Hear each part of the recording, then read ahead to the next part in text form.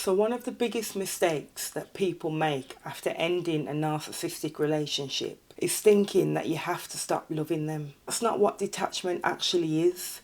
If it was that easy, you would have done it already. You know that the relationship wasn't healthy and they just weren't meeting your needs. And yet, even though you know that, there's still a part of you that just wants to go back to them. Just that part of you that still feels attached and is still wondering, could this work? So if you've ever asked yourself, why can't I just let go?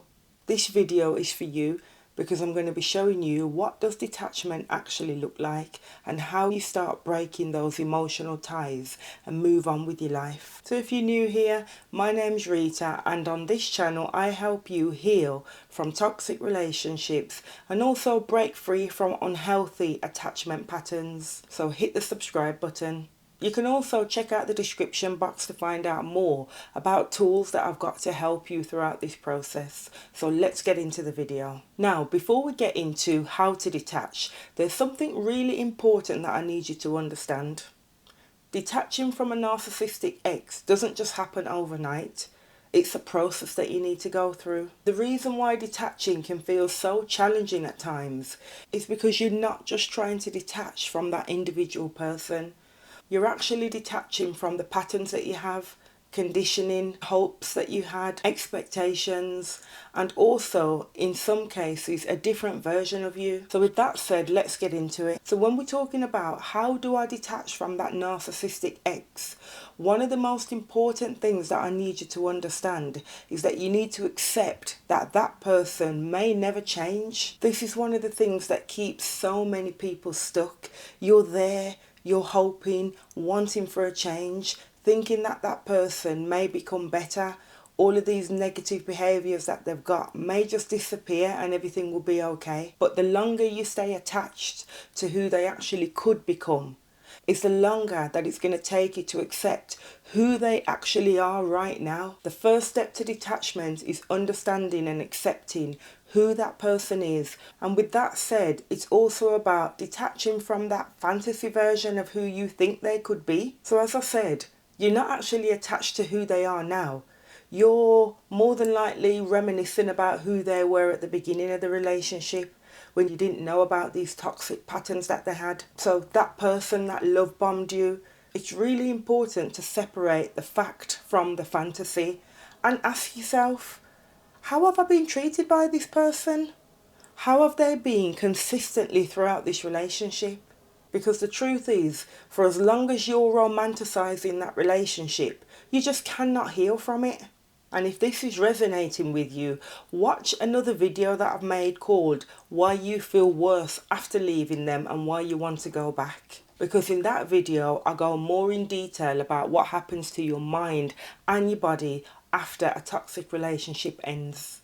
Another hard truth that you have to accept when it comes to a toxic relationship is recognizing that you may never get closure about the situation. Often you're waiting for that apology, you're waiting for that accountability and even some understanding from that narcissistic ex. But being able to detach from the situation means accepting that the person who's hurt you is not the person that's going to heal you. You're going to have to do that yourself. So detaching is also going to mean no contact.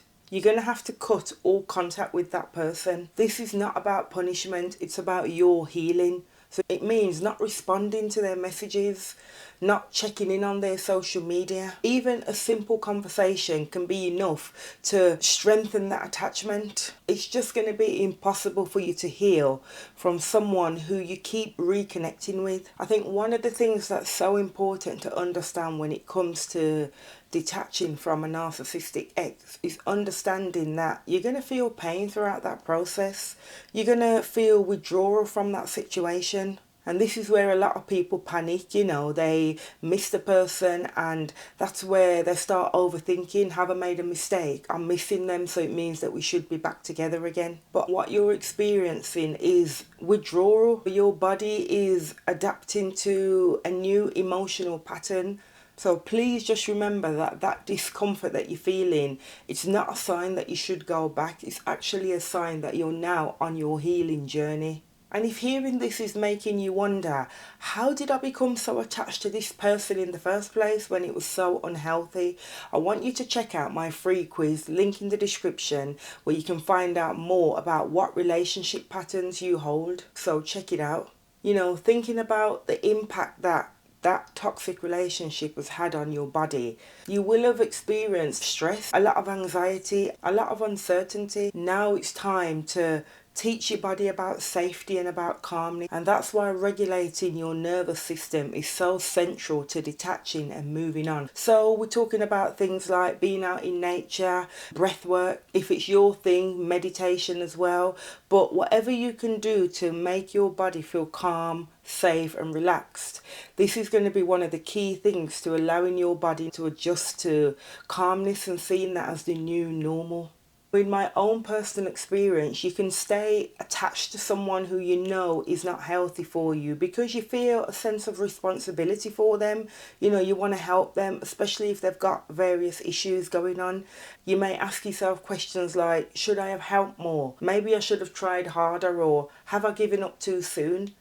But one of the things that really helped me along my journey is understanding that I am not responsible for anyone else's actions or anyone else's healing for that matter. Their choices are not your responsibility and their emotions are not your responsibility. And when you understand that, that will really help you with being able to detach and move forward. It's so easy to see why many people lose themselves in a toxic relationship. Everything becomes about managing that relationship and managing that person's moods, their uncertainty, the chaos. And now that you're out of that relationship, ask yourself the question, who am I now that I'm out of this relationship? What do I enjoy? What do I want out of life?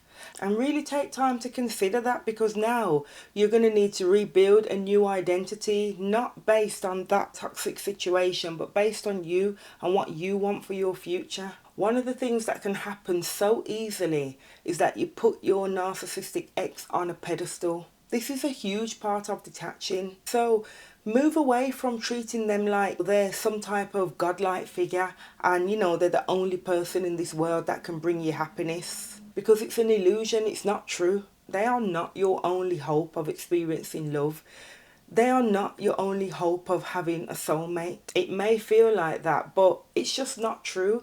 And realizing that is such a massive part of detachment. The moment that you stop placing them above yourself as if they're somehow superior to you, you'll see how much easier detachment actually becomes. And if you're ready to stop repeating toxic relationship patterns and you feel finally ready to break free, then check out my attachment reset toolkit, link in the description. So I really want you to understand that detachment is not about pretending that you never cared. It's not about trying to force yourself to stop thinking about that person. Detachment is about breaking those emotional, mental and nervous system patterns that keep drawing you back to that person and that situation, even though you know it's unhealthy. Remember, although it may feel challenging at times, every pattern that you have can be broken and it can be unlearned and replaced with a new, healthier one. Everything that you do to break away from those patterns is another step forward to put some distance between you and that relationship that's been keeping you stuck for so long. If this video resonated with you, comment the word below, detach. Remember to subscribe and drop a like on the video. Thank you for watching and I'll see you in the next one.